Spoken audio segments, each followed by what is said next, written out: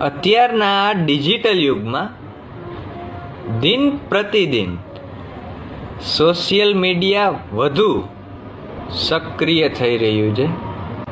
તેના જ અનુસંધાને નાના રોકાણકારો તથા નાના ધંધાઓવાળાઓ વધુ પ્રગતિશીલ બની રહ્યા છે. સોશિયલ મીડિયાના માધ્યમથી જ સનલાઇટ ડેકોરેશન ઠાકર શેરીથી ડાંગ જિલ્લામાં એર કુલર ફેન ડિલિવરી આપવાની છે.